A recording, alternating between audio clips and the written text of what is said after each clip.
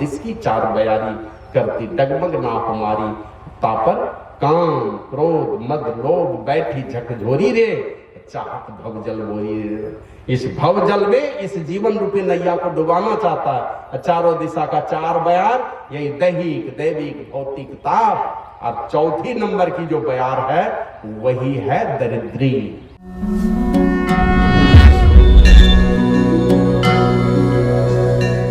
आकर के जब तक सुनेंगे नहीं, हम लोग ऋषि संतान हैं, राम के वंशज हैं, कृष्ण के वंशज हैं, और उनके खानदान में पैदा होकर के, मैं एक दिन कह रहा था कहीं पर कि हम लोग हैं हंस के खानदान के, अब बना लिए अपने को गिद्ध, जाके उल्टा पुल्टा चीज नोचने के चक्कर में लगे।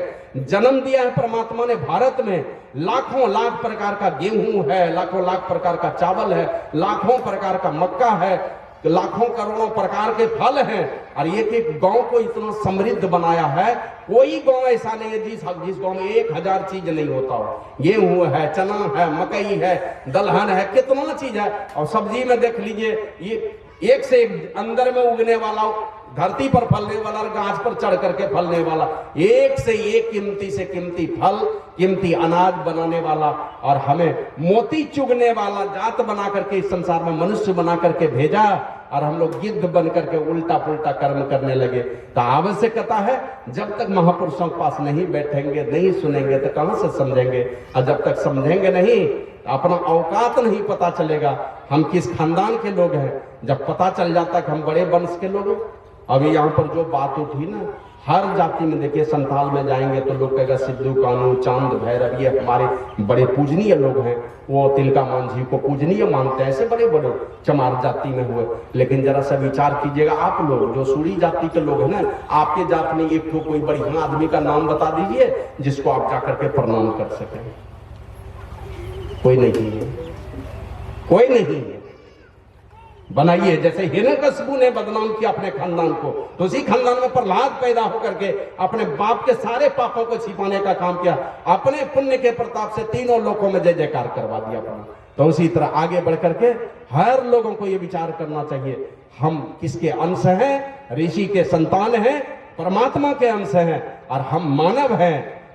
उन जानवरों में पाश्विक गुण है, हम में देवीय गुण है। ये मेरी माँ है, अगर शादीशुदा है तो ये मेरी पत्नी है, और इसके अलावे जो भी है सब मेरी माँ मेरी बहन के समान है।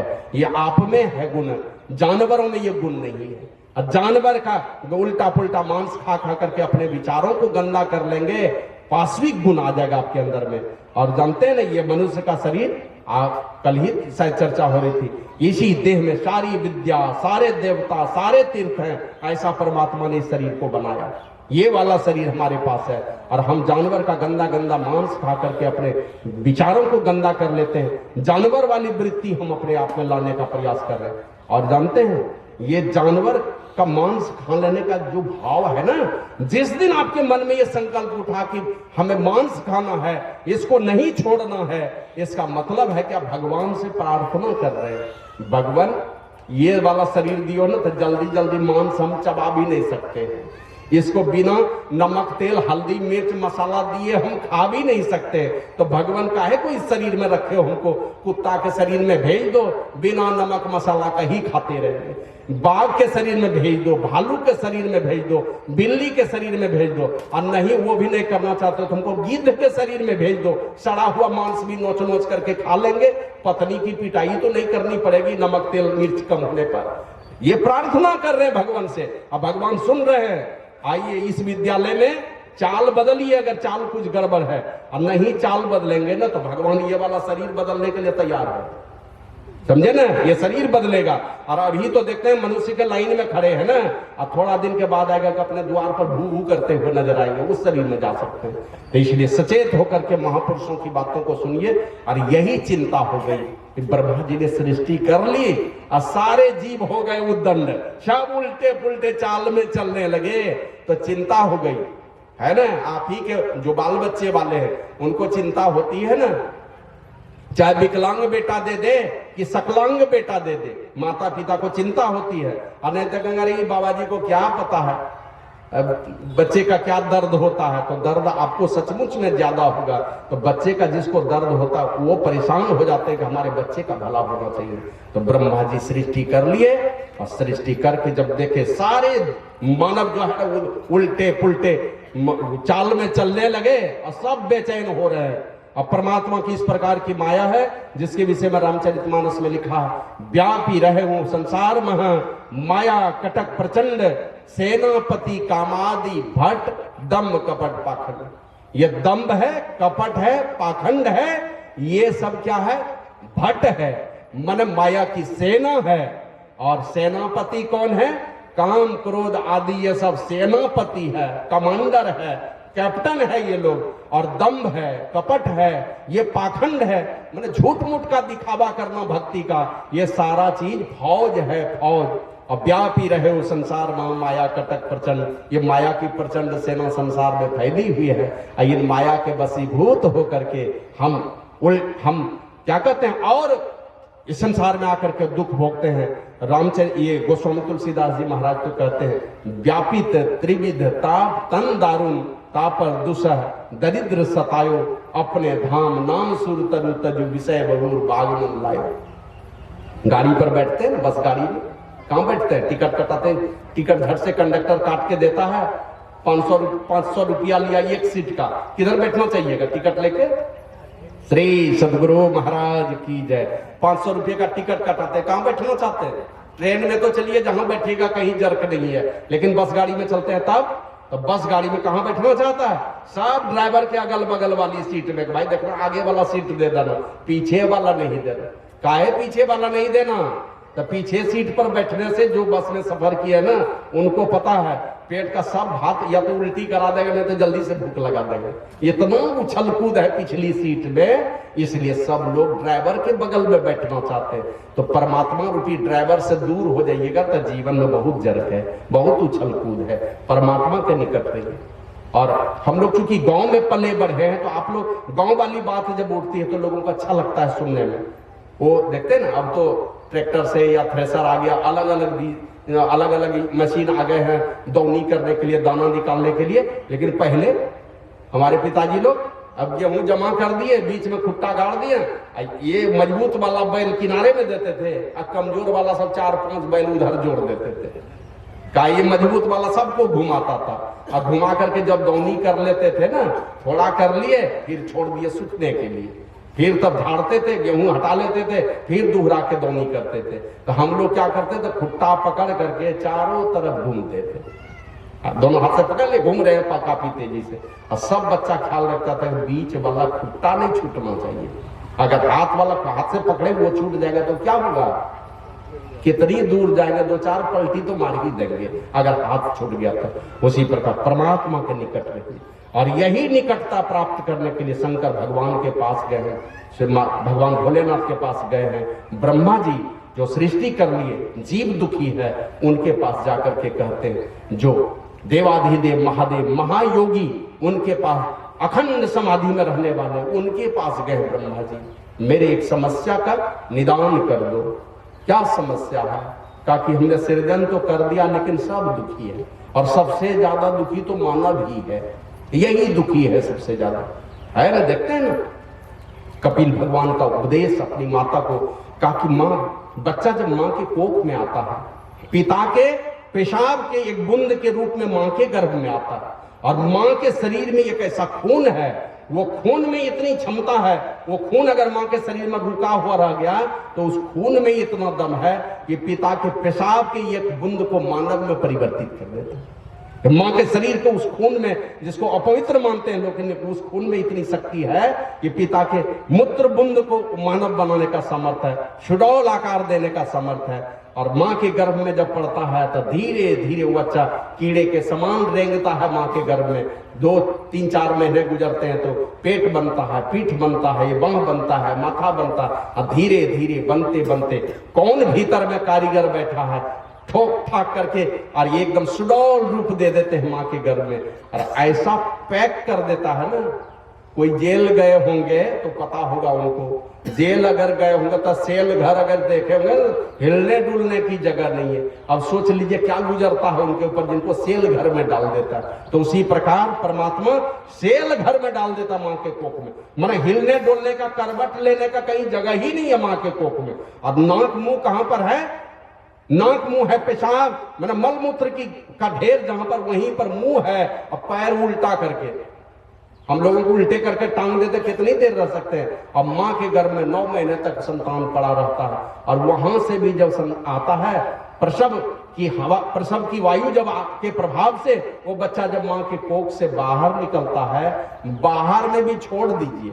अगर देखा होगा नवजात शिशु को किसी ने छोड़ दिया जाए, उसको गौ के बच्चे को, बिल्ली के बच्चे को, बकरी के बच्चे को, आपने देखा होगा कि वो माँ जो है ना चाटते चाटते चाटते चाटते साफ कर देती है, और 10-20 मिनट में देखिएगा गाय का बच्चा उठ के खड़ा हो जाएगा, गिरेगा फिर खड़ा हो जाएगा, फिर गिरेगा फिर खड़ा हो जाएगा, और संभलते संभलते फिर वो अपने आप चलने लगता है। कोई उसको चलने नहीं सिखाता, बोलने कोई नहीं सिखाता, दूध पीने कोई नहीं सिखाता, लेकिन धीरे धीरे बड़ा होकर सब अपने आप सीख लेता है। लेकिन ये हम लोग जब इस संसार से आते हैं तो कीड़े मकोड़े के समान रेंगने वाला, कोई नहीं पूछे तो शायद जन्म के बाद भी मर जाएगा। इसे उसके लिए दाई माँ लगी रहती है, माताएं लगी रहती हैं, और या अभी तो हॉस्पिटल की व्यवस्था, वहां पर नर्स दीदी लोग लगी हुई रहती है। तब हम सही सलामत साफ सुथरा करके माँ के गोद में दे देता है उसको, और धीरे धीरे माँ एक एक बात सिखाती है दुग्धपान करने के लिए, और धीरे धीरे उम्र जब बढ़ती है तो बोलने के लिए। तो इस प्रकार स्थिति, और ये स्थिति है कि एकदम क्या कहते हैं, अबोध बन करके, अनाथ बन करके, एकदम अपंग बन करके आए है सब अंग, लेकिन चलने फिरने नहीं जानते हैं। और धीरे धीरे अंतिम समय में भी वही स्थिति आ जाती है। चलते चलते देखिए बूढ़े हो जाएंगे, अब बच्चे जैसी स्थिति हो जाएगी अंतिम में, वहां भी नहीं चल पाते। तो इस प्रकार इस संसार में आकर के मनुष्य जो है ना इस प्रकार का दुख भोगता है। और इस संसार में आया तो व्यापी त्रिविध ताप, तंदारुण ताप और दूसरा दरिद्र सताए। ये त्रिविध ताप, कभी देह में दुख है ना, अपने से कोई देह में दुख हो गया, चल रहे कुछ खाने पीने में कोई गलती नहीं, पता नहीं कैसे अपच की बीमारी हो गई, 2-4 बार पतला दस्त हो गया, देह में कोई बीमारी हो गई, सर्दी खांसी बुखार टीबी दमा कैंसर। अभी सुने ना एक छोटू बाबा, धीरेन्द्र बाबा, यही सब और में रहते थे, मात्र 40 वर्ष उम्र थी। कुछ शिकायत हुई, मायागंज गए, मायागंज से रेफर किया पटना, पटना में 1-2 दिन रहे, वहां से डेड बॉडी, पता चला दोनों किडनी फेल। 40 वर्ष के साधु का दोनों किडनी फेल। अब चले आए। अभी कुछ भगीरथ बाबा के एक ड्राइवर थे, थोड़े दिन तक स्वामी वेदांत जी महाराज की गाड़ी चलाते थे, प्रेम बाबा है, चिलकारा को हमारा ठाकुर, ये कुछ मनु बाबा की जन्मभूमि के बगल के ये। तो लेकिन एकदम जवान लड़का, मुझे लगता है 40 वर्ष भी उम्र नहीं होगी, कम में होगी, और गया दुनिया से। तो इस प्रकार शरीर में कोई बीमारी हुई, जान भी नहीं पाते। और अभी तो एक भयंकर बीमारी चली, हार्ट, जहां हार्ट की शिकायत है 1 मिनट नहीं लगेगा, 1 मिनट में अटैक होता है, 1 मिनट में चला गया, ये बचने की तो बात ही नहीं होती है। तो शरीर में बीमारी, फिर कभी कभी दैव के प्रकोप से, है ना, देवी या कोई आपदा आती है, उल्टे पुल्टे कर्म हमारे होते, देवी आपदा आती है, दीवार गिर गए, कहीं भूकंप हो गया, कहीं बिजली गिर गई किन्हीं के ऊपर, मर जाते हैं। और कभी कभी ऐसा होता है एक जीव दूसरे जीव को मार देता है। एक सत्संगी चुपचाप खड़ा होकर के देख रहा है, 2 बैल आपस में लड़ रहा था, तो ये सोच रहा था कि छुड़ा दे किसी तरह, और उसमें से ये एक बैल दौड़ करके आया और उसके क्या कहते हैं नीचे, दोनों पैर के नीचे दोनों सींग से उठा लिया उसको, और उठा कर पटक दिया, खड़े खड़े मर गया तुरंत, 1 मिनट में चला गया। तो एक जीव दूसरे जीव को मारता है, इससे दुखी है। और इससे और एक दुख है जिसके विषय बाबा साहिब स्वामी जी महाराज कहते हैं, चारों दिश की 4 बयारी करती डगमग ना हमारी, तापर काम क्रोध मद लोभ बैठी झकझोरी रे, चाहत भव जल बोरी रे। इस भव जल में इस जीवन रूपी नैया को डुबाना चाहता है। चारों दिशा का 4 बयार, यही दैहिक दैविक भौतिक ताप, और चौथी नंबर की जो बयार है वही है दरिद्री, है ना। और हो जाए, और हो जाए, बिन संतोष की काम नसाए, बिना संतोष के कामना आ नहीं सकती। जो परमात्मा ने दिया, अगर आपको लगता है, अगर उस परमात्मा ने जो कुछ दिया उसके विरुद्ध अगर कुछ बोल रहे, इसका मतलब परमात्मा की व्यवस्था पर आपको संदेह है। घर में देखते हैं ना, हमें माता पिता ने स्कूल भेजा, अपनी औकात के मुताबिक वैसे ही स्कूल में नामांकन करा। मेरे कहने पर करवाया था क्या? मेरे पिताजी के मेरे कहने पर पिताजी ने एडमिशन करवाया था। पिताजी को अपनी समझदारी थी, बच्चे का भला चाहा, जो उनके औकात के मुताबिक अच्छे स्कूल में नामांकन कराते हैं और हमेशा माता पिता भला सोचते हैं। उसी प्रकार और हो जाए ये वाली बीमारी आपके अंदर में लगी हुई है, ये भी सताता है, ये भी दुख देता है। तो इसलिए ब्रह्मा जी देख लिए कि सारे हमारी ये मानव सबसे ज्यादा दुखी है। और जीव को तो देखते हैं, कहीं संग्रह की बात नहीं है। चिड़िया को देखें, चुन करके लाके एक दिन का खाना ला करके इकट्ठा करके रखा है, इसको कल खाएंगे। किसी गाय माल को देखा है, अच्छा खूब घास है, चर लिए हैं, तो चलो थोड़ा घास भूस और 2-3 दिन का खा करके ले जाकर बैठेंगे चुपचाप। ऐसा नहीं होता। कोई जीव है संसार में, जैसे ऊंट के विषय में पानी पी लेता है एक ही बार में, तो 1 महीना तक पीने की आवश्यकता नहीं होती। लेकिन ऐसा नहीं है कि वो 1-2 साल का संग्रह करके रखता। तो ब्रह्मा जी ने देखा कि जी मानव दुखी है और ये दुख का यही कारण है। जो ब्रह्मा जी के पास गए थे मानव, दानव और देवता, तो ये भी कहे थे हम लोगों के दुख का कारण क्या है, क्या उपाय है। तो ब्रह्मा जी तो पहले समझाए असुर को कि तुम लोग बड़े निर्दयी हो, तुम सब पर दया करो, तुम देवताओं को भी सताते हो और मानव को भी सताते हो, तुम दया करो। असुरों को कहा था। अब देवताओं को कहा तुम इंद्रियों का दमन करो, इंद्रियों के वशीभूत हो, इसलिए तुम विषयों के गुलाम हो, विषयों के दलदल में डूबे रहते हो, उसके चलते तुम दुखी हो। और मनुष्य ये भी दूसरे को सताता है, विषयों का गुलाम भी है, और है क्या, ताकि परमात्मा ने जितनी सामर्थ्य दी है, जैसे देखते हैं गौ माता दूध अपने थन में जितना दूध है सब अपने बच्चे के लिए नहीं है, थोड़ा दूध अपने बच्चे के लिए, शेष आपके लिए है, थोड़ा दूध उनके बच्चे के लिए। खुशबू देना, देखते हैं फूल हमेशा खुशबू बिखेरते रहता है। इन पेड़ों को देखिए जाकर के, दिन रात जहर पी पी करके हमारे लिए ऑक्सीजन देते रहता है। हमेशा कार्बन डाइऑक्साइड लेगा और ऑक्सीजन रूपी अमृत ही देते रहता है। तो उसी प्रकार कहा कि यथोचित अगर हम लोग दान नहीं करते हैं, परमात्मा ने जो चीज दिया वो नहीं करते हैं, इसलिए भी हम लोग दुखी हैं। तो यही सोच करके ब्रह्मा जी ने कहा था मानव को कि तुम दान करो। दान में आप देख लीजिए क्या चीज है आपके पास में। अगर रुपया पैसा ज्यादा है, नहीं भी ज्यादा है, तो उसी में से कुछ न कुछ निकाल करके परमार्थिक काम में दीजिए। बुद्धि बल में बड़े हैं, मनोबल में बड़े हैं, शरीर बल में बड़े हैं, कोई चरित्र बल में बड़े हैं, ध्यान बल में बड़े हैं। इस पूंजी को बांटिए थोड़ा थोड़ा लोगों का भला करने के लिए। नहीं करेंगे तो दुखी होंगे। इन प्रकार ब्रह्मा जी ने जब देखा मानव को दुखी सबसे ज्यादा, तो चिंता हो गई और वही भगवान भोलेनाथ के पास जाकर के कहते हैं कि प्रभु कोई उपाय बता दो, जीव कैसे, जीव का दुख का निवृत्ति हो, सुख शांति की प्राप्ति कैसे हो, इसका उपाय बता दो। वही शंकर भगवान कहते हैं बस ये मत समझो कि हमारे दुख का कारण संसार की चीजों की कमी, ये मेरे दुख का कारण नहीं है। थोड़ी देर के लिए है, ये भी कमी है तो वो भी दुख देता है हमको। किसी को देखते हैं करते हुए अपनी आंखों से बहुत कम काम करता है और बढ़िया ऐशो आराम का जीवन जीता है, या दिन रात पाप कर्म में डूबा हुआ है, फिर भी धन दौलत की कमी नहीं है। और हम लोग धर्म के रास्ते पर चल रहे हैं, फिर भी हमको धन की कमी है। ऐसा देख करके थोड़ी नाराजगी होती है। तो चलिए, उनके सुख का दिन चल रहा है, हमारे दुख का दिन चल रहा है। उनका भी दुख का दिन आने वाला है। जो पाप कर्म चल रहा है ना, वो दुख का दिन अभी आया नहीं है, अभी सुख वाला दिन चल रहा है। उनका सुख वाला दिन खत्म होगा और जब दुर्दिन शुरू होगा ना, तब पता चलेगा उनको भी। अभी जितना मौज करना है कर ले, आएगा पीछे से। ताकि हम पेड़ लगाते हैं, आम लगा दीजिए, तो हमारे आश्रम में कम से कम 30 पेड़ है आम का। वो खूब मंजर आया, कभी उस तरह नहीं आया था आम में मंजर। इतना मंजर आया कि मुझे लगा कि 3-4 लाख रुपया का आम इसमें होगा। खूब बांटेंगे, अधिकांश तो खा ही जाते हैं लोग, तो इस बार ऐसा ही होगा, बहुत आम होगा। लेकिन ऐसा हुआ कि सब खत्म हो गया, मतलब मुश्किल से 1 आध कुंटल आम होगा, सब झड़ गया, सब मंजर सूख गया। माने आम लगाएंगे तो 1 साल फलेगा, दूसरे साल फलेगा कि नहीं फलेगा उसकी गारंटी नहीं है। हो सकता है कीड़ा लग करके गाछ सड़ जाए या कुछ भी हो सकता है। और बबूल लगाएंगे और कहेंगे कि हर साल नहीं फलेगा या कांटा नहीं फलेगा, ये नहीं हो सकता। बबूल हर साल फलेगा और जब भी फलेगा तो कांटा ही फलेगा। और बबूल में तो एक गुण है कि लगाइए और वो बीज दे दीजिए, धरती में जैसे निकलेगा तो कांटा ही लेके निकलना है उसको, जन्मने दीजिए खाली, वो कांटा के साथ ही जन्मता।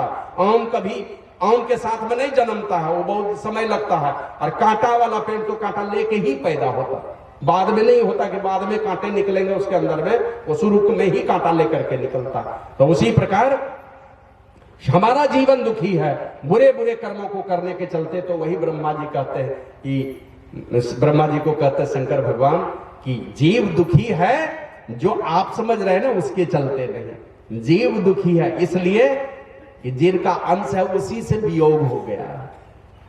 जिनके साथ था, साथ रहने से सुख था, वह साथ नहीं होकर के यो पहले जुड़ा हुआ था। बाबा कबीर कहते हैं तब हम ऐसे और अब हम ऐसे, पहले थे परमात्मा के साथ और अब हम लोग कैसे हैं तो परमात्मा से अलग हो गए। अब बाबा कबीर कहते हैं तब हम ऐसे अब हम ऐसे, यही जन्म का लाहा, जो जल में जल पैस ना निकसे, यो ढूरी मिला जो लाहा। ये जो लाहा जो परमात्मा, पहले तो परमात्मा के साथ थे, उनसे अलग हो गए थे, बीच में जीव पर 3 पर्दा है छाया, ये 3 पर्दे छा गए। और गुरु महाराज तो लिखते हैं तू उतरी परियो तम माही, पीब निशब्द में, यही ते परी गयो दूर चलो निशब्द में। परमात्मा है निशब्द दशा में, हम लोग वहां से शब्द मंडल में आए, फिर प्रकाश मंडल में आए, खिसक करके अंधकार मंडल में आ गए। और अंधकार मंडल में आकर के हमारे गुरु महाराज दूसरे पद में लिखते हैं फंसी श्रुति आई यम फांसी। सूरत हमारी कहां फंस गई? सूरत आई परमात्मा के पास से, फंसी श्रुति आई यम फांसी, यहां आकर के जम के फांस में फंस गई। और अयन सुधि अपनी नासी, अयन मतलब होता निजी घर, अपना घर। अयन सुधि अपनी नासी, अपने घर का सुधि का नाश कर लिया और यहां आकर के जम के फांस में फंस गए। और भई भव सोग की वासी, हम लोग निवासी हो गए इस दुखदाई महासागर के, दुखदाई शोक सागर में के निवासी हो गए, अपने घर की सुधि भूल गए। भई भव शोक की वासी, कठिन जहां ते उधारा, जहां से उधार ही बड़ा कठिन है। लेकिन अगर कृपा हो जाए गुरु की तो गुरु निज भेद बतलावे, सूरत को राह दर्शावे, जीव हित आप ही आवे, सूरत को आई तारा है। आते हैं गुरुदेव आप ही आवे और सूरत को तारने के लिए आते हैं, सूरत को आई तारा है, मैंने जीवात्मा को तारने के लिए आते हैं संत सदगुरु। जीव हित आप ही आवे, जीव हित परमात्मा स्वयं ही आते हैं हमारा उद्धार करने के लिए। हमारी सूरत इस संसार में फंस गई और हम लोग मूल निवासी हैं परमात्मा के। एक संत ने कहा आया जहां में सैर करने, ऐ मुसाफिर तू यहां था, सैर करके लौट जाना युक्त तुझको फिर वहां। युक्त तो यही था, लौट जाना चाहिए था, सैर करने के लिए हम लोग आए थे इस जहां में, इस संसार में। युक्त यही होता, अच्छा यही होता कि लौट करके उसी परमात्मा के घर में चले जाते जहां से हम आए थे। लेकिन सैर करना छोड़ भूल कर निज घर बनाकर टिक गया। याद कर अपने देश को, परदेश में क्यों टिक गया? जहां से आए हैं हमारे गुरु महाराज कहते हैं यह परदेशवा काल को भेसवा, जोरे अमय दुख पाई, सुधी करो प्यारे हो आपन देश के, जहाँ कलेश कछु नहीं। चलो अपने देश में। कैसे जाओगे? तो कहते निज काया गढ़ में ऐन महल में। कौन रास्ता पकड़ोगे? तो गुरु महाराज कहते निज काया गढ़ में, इसी काया रूपी किले में ऐन महल हो। श्री सदगुरु महाराज की जय। ऐन महल, ऐन मना होता आंख, आंख महल हो करके, देखते हैं ये पर्दा गिरा हुआ, ऐन महल हो आपन घर पद पाई, इसी नेत्र महल हो करके यात्रा, यही दीक्षा है। नेत्र महल हो करके कौन रास्ता है? वही रास्ता है परमात्मा के महल में प्रवेश करने का, वही द्वार खुलता है, नेत्र महल में ही उसका द्वार है। तो निज काया गढ़ में ऐन महल होए, आपन घर पद पाही। कैसे जाओगे? तो कहते हैं चलू चलू यही पथ हाँकत दृष्टि रथ, दृष्टि रूपी रथ पर सवार होकर के हाँकते हुए चलना होगा। मन दृष्टि साधन का अभ्यास करता हुआ आपको चलना होगा, दृष्टि रूपी रथ पर सवार होकर के चलना पड़ेगा। तो वही भगवान भोलेनाथ कहते हैं जीव के दुख का कारण क्या है कि परमात्मा निशब्द दशा में, इसी को बाबा कबीर कहते हैं गिरी पर्वत की माछली भवसागर में आया। गिरी पर्वत परमात्मा से बिछड़ करके जीवात्मा रूपी मछली इस संसार में आ गई। और कहे कबीर धर्मदास से जम बंसी लगाया, जम ने यहां पर बंसी लगा दिया, फंस गए उसी के चक्कर में। तो देखते हैं जो मछली मारने वाले जो बंसी वो खुद्दन में क्या देते हैं? श्री सदगुरु महाराज की जय। अब चेहरा दे करके जैसे उसमें छोड़े, बस ये भी उसको पता ही नहीं है कि ये छोटा सा चेहरा हमारी दुर्दशा पूरी करने वाली है, उसको पता नहीं है। अब बस चटकदार लगता है वो केचुआ, नहीं तो आटे की गोली, जैसे उसको टप से निगला और उसको नहीं पता कि यही फांस जाके भीतर में फंसेगी और हम किसी दूसरे जमराज के पेट में चले जाएंगे, ये पता ही नहीं रहता और फंस जाता उसके चक्कर में। तो वही कहते कहे कबीर धर्मदास से, जम बंसी लगाया हो। जम यहाँ पर बंसी लगा के ये रूप रस गंध स्पर्श शब्द ये चेहरा डाल करके रखा है, रिश्ते नाते का चेहरा डाल डाल करके रखा है। हमारे गुरु महाराज कहते हैं, यह दुनिया दिन चारी बसेरा, यहाँ न मेरा तेरा रे। कहते हैं यहाँ मेरा तेरा कोई नहीं है। तो हम लोग जो कह रहे हैं जिनको मेरा तेरा, गुरु महाराज कहते हैं यहाँ न मेरा तेरा रे। हम लोग जिनको जिनको कहते हैं तो कहते हैं मेरा तेरा दो, ये जम का हाथ है। मान लीजिए जिनको जिनको मान करके रखना है वो जम का ही हाथ है, वो जम लोग नहीं पहुंचाने वाला है वो लोग, ये मेरा तेरा के चक्कर में रहेंगे। इसलिए कल भजन गाए थे ना, चलू चलू चलू भाई धरु गुरु पद धाई, हो भाई दृढ़ अनुरागी भ्रम त्यागी हो भाई। और अंतिम में कहा तन सुख मन सुख इंद्री सुख सब दुख तजी दे विषय दुखदाई, ये भ्रम खाई हो भाई, ये भ्रम की खाई है। जैसे दुर्योधन देखे जाके हड़बड़ा करके कैसे गिरा था, उसी प्रकार ये भ्रम की खाई है। इन पंच विषय रूप गड्ढे में ही जाकर के गिरने वाले हैं अगर संसार के लोगों की संगति में जाएंगे तो संसार के लोगों के साथ में प्रेम जोड़िए, लेकिन आसक्ति के दलदल में डूब करके मत रहिए। अपने प्रेम को गुरु प्रभु के चरणों में जोड़ करके रखिए कि गुरु ही तू ही, गुरु ही पीतू जाको, जाको गुरु ही सोहाई, ते बड़भागी पुरुष कह नहीं। बड़भागी ये लोग हैं जिनको गुरु सोहाते हैं। और नहीं जाइएगा जमराज की अदालत में, जब चढ़िएगा जाके कहिएगा मेरा बेटा फलाना जिला का डीएम है, तो क्या करेगा, चलो तुमको हमने छूट दे देते हैं, यहाँ पर डिस्काउंट मिलेगा वहां पर, चलो तुमको कोई कष्ट नहीं देंगे। अरे कोई इंजीनियर डॉक्टर कलेक्टर प्रोफेसर कोई आपको इस दुख से नहीं छुड़ाने वाला। जब भी छुड़ाएंगे वही गुरु प्रभु ही छुड़ाने वाले। यही दुमका की घटना, ये 2006 ईस्वी में अखिल भारतीय सत्संग हुआ था दुमका में।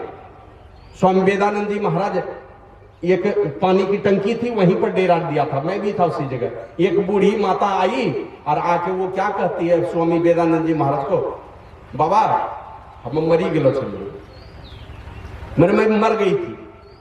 तो बाबा कहते जब तुम मर गई थी तो यहाँ सत्संग में कैसे आ गई।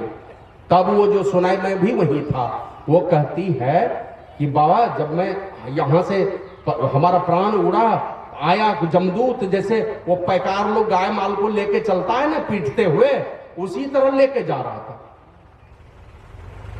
बाबा कबीर के वाणी में, एक तो अंधेरी कोठरी जा में दिया न बाती हो, बहिया पकड़ी जम ले चले कोई संग न साथी। बांह पकड़ करके लेकर के चला जाता है और वहां से पुकारेंगे तो आपकी आवाज, अपनी पत्नी पुकारो, बेटा पुकारो, दुनिया जहां के किसी को पुकारोगे कोई तुम्हारी आवाज को सुनने वाला नहीं।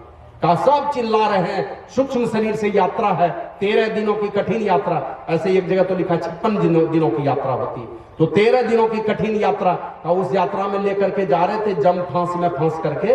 मने ये जीवात्मा जो है ना वहां हाजिरी पड़ती है जमराज के द्वार में, हाजिरी पड़ने के बाद फिर उनको छोड़ दिया जाता है, जम फांस में फंस करके छोड़ देता है, चले जाओ तुम अपने घर पर, देखो क्या क्या होता है। तो जम फांस में फंसे रहने के कारण वो उस शरीर में प्रवेश नहीं कर सकता, क्योंकि जबरदस्ती निकाल करके ले जाता है जमदूत, और जम फांस में फंसा देता है तो फिर उस शरीर में प्रवेश नहीं कर सकता, और जम फांस अगर छूट जाए तो फिर प्रवेश कर जाएगा। और उस जम फांस को काटने का काम संत पुरुष लोग करते हैं, इसलिए संत पुरुष को दुख भी इस संसार में ज्यादा झेलना पड़ता है, क्योंकि जमराज को पता है जम फांस को काटने वाले ये साधु संत लोग ही है, यही हमारा धंधा चौपट करता था, इसी को ज्यादा सजा दो। तो संत महात्मा को भी सजा झेलनी पड़ती है उनके लिए।